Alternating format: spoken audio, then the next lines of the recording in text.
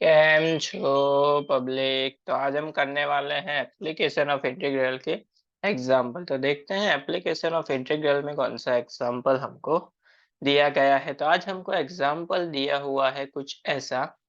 Find the area of the region bounded by the curve. एक curve हमको दिया गया है y square is equal to 9x and दूसरी लाइन हमको दी गई है y is equal to 3x। यानी कि इन दोनों को यूज करके जो एरिया हमको मिलता है वो हमको फाइंड करना है। तो देखते हैं कैसे करेंगे हम। इन दोनों को यूज करके फाइंड करना है, यानी कि इसका सबसे पहले तो हमको ग्राफ प्लॉट करना पड़ेगा। यहाँ पे हमारे पास इक्वेशन है y square is equal to 9x and दूसरा हमारे पास इक्वेशन है y is equal to 3x। चलिए, अगर हम फर्स्ट वाले इक्वेशन में x एंड y, फर्स्ट वाले इक्वेशन में x की जगह 0 पुट करते हैं तो y भी क्या मिलेगा, 0। अगर हम x की जगह पे 1 पुट करते हैं तो y square is equal to क्या हो जाएगा, 9। यानी कि y हमको मिलेगा प्लस और माइनस 3। यानी कि इसका ग्राफ कुछ इस तरह से आएगा। ये हो गई हमारी x एक्सिस, ये हो गई हमारी y एक्सिस। 0 0 पॉइंट ये हो गया हमारा x एक्सिस पे 1, यानी कि मान लेते हैं कि यहाँ पे आता है। y एक्सिस पे 3 upper side and x axis पे 3 लोअर साइड। यानी ग्राफ हमारा कुछ इस तरह से जाएगा। यानी ग्राफ हमको कुछ इस तरह से मिलेगा। उसके बाद बारी आती है लाइन के इक्वेशन की। चलिए, लाइन के लिए भी टेबल ड्रॉ कर लेते हैं। ये x y, अगर हम x की जगह पे 0 पुट करेंगे तो y भी क्या मिलेगा, 0। यानी कि लाइन कहाँ से पास हो रही है, वो भी पास हो रही है ओरिजिन में से।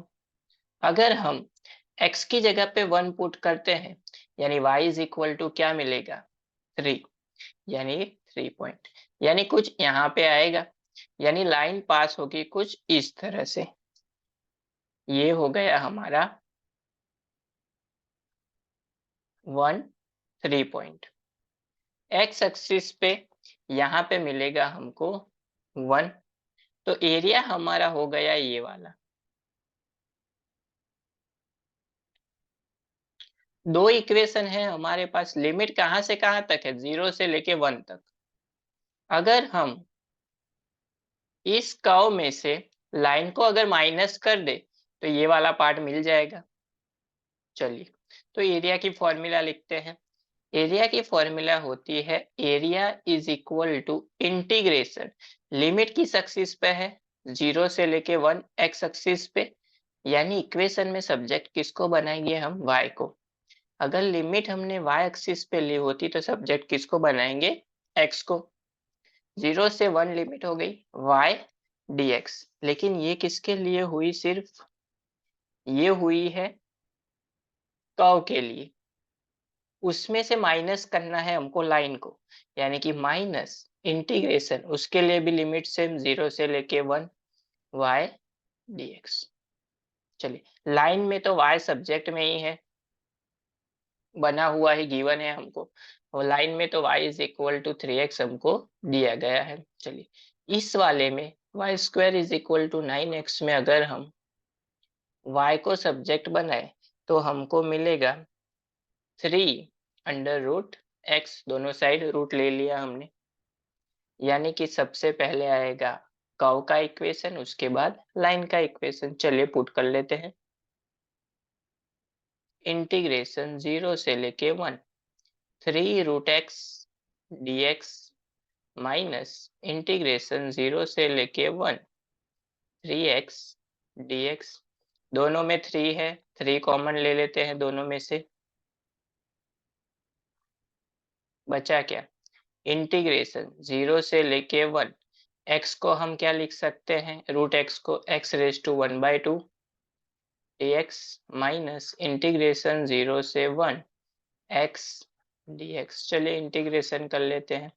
3 कॉमन, x⁻² +1 यानी कि x⁻3/2 डिवाइड बाय 3/2, 2 ऊपर चला जाएगा, माइनस x का इंटीग्रेशन है x²/2, लिमिट आ जाएगी 0 से लेके 1 तक। चलिए लिमिट अप्लाई कर देते हैं। अपर लिमिट 1 है, लोअर लिमिट तो 0 है, पुट करने की जरूरत नहीं है। 3 1 पुट करेंगे, 2 1⁻³ 1 ही होता है, यानी कि 2/3, माइनस 1² यानी कि 1/2, एलसीएम हो जाएगा 6 यानी कि अपॉन 6, इसको मल्टीप्लाई करेंगे 2 से यानी कि 4, माइनस इसको मल्टीप्लाई करेंगे 3 से यानी 3, 4 - 3 1, ये कैंसिल आउट हो जाएगा 2 से, 4 - 3 1, 1/2, यानी कि इसका एरिया हमको मिल गया 1/2, जो हमको फाइंड करने के लिए बोला गया था यूजिंग द इंटीग्रेशन।